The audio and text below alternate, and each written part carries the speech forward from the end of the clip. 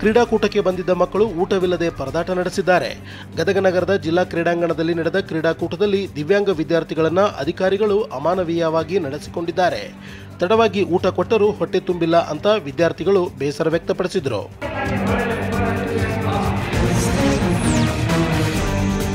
ಕೊಪ್ಪಳದಲ್ಲಿಂದು ಅಗ್ನಿವೀರ್ ಸೇನಾ ನೇಮಕಾತಿ ಪ್ರಕ್ರಿಯೆಗೆ ಚಾಲನೆ ಸಿಕ್ತು. ಜಿಲ್ಲಾ ಕ್ರೀಡಾಂಗಣದಲ್ಲಿ ಉತ್ತರ ಕರ್ನಾಟಕ ಭಾಗದ ಅಭ್ಯರ್ಥಿಗಳು ಈ ನೇಮಕಾತಿ ರ್ಯಾಲಿಯಲ್ಲಿ ಭಾಗಿಯಾಗ್ತಿದ್ದಾರೆ. ಆಯ್ಕೆಗೊಂಡವರು ಖುಷಿಯಲ್ಲಿದ್ರೆ, ಫೇಲ್ ಆದವರು ಕಣ್ಣೀರಿಟ್ರು.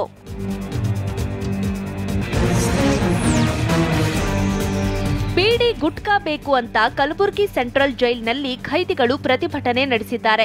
ಜೈಲಿನಲ್ಲಿ ಏಕಾಏಕಿ ಎಲ್ಲವೂ ಬಂದ್ ಮಾಡಿದ್ದಕ್ಕೆ ಕಿಡಿಕಾರಿದ ವಿಚಾರಣಾಧೀನ ಖೈದಿಗಳು ಪ್ರತಿಭಟನೆ ನಡೆಸಿದ್ರು. ಮುಸ್ತಫಾ ಅನ್ನೋ ಖೈದಿಯ ಮುಂದಾಳತ್ವದಲ್ಲಿ ಪ್ರತಿಭಟಿಸಿದ್ರು.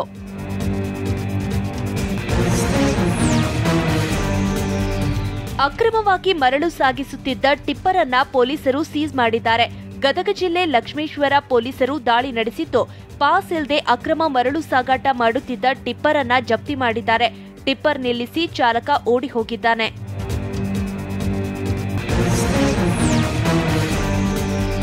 ರಾಷ್ಟ್ರೀಯ ಹೆದ್ದಾರಿ 66 ಸಾವಿನ ಹೆದ್ದಾರಿಯಾಗಿದೆ. ರಸ್ತೆ ಅವ್ಯವಸ್ಥೆಯಿಂದ 2 ವರ್ಷದಲ್ಲಿ 30ಕ್ಕೂ ಹೆಚ್ಚು ವಾಹನ ಸವಾರರು ಬಲಿಯಾಗಿದ್ದಾರೆ. ರಾಷ್ಟ್ರೀಯ ಹೆದ್ದಾರಿ ಅವ್ಯವಸ್ಥೆ ವಿರುದ್ಧ ನಂತೂರು ಸೂರತ್ಕಲ್ನಲ್ಲಿ ಪ್ರತಿಭಟನೆ ನಡೆಸಿದ್ರು.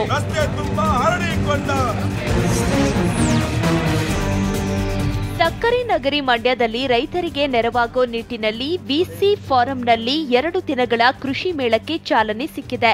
ಆದರೆ ಲಕ್ಷ ಖರ್ಚು ಮಾಡಿ ತವರು ಜಿಲ್ಲೆಯಲ್ಲಿ ಆಯೋಜನೆ ಮಾಡಿದ್ದ ಕೃಷಿ ಮೇಳಕ್ಕೆ ಕೃಷಿ ಸಚಿವ ಚಲುವರಾಯಸ್ವಾಮಿ ಮತ್ತು ಶಾಸಕ ದರ್ಶನ್ ಪುಟ್ಟಣ್ಣಯ್ಯ ಇಬ್ರು ಗೈರಾಗಿದ್ರು.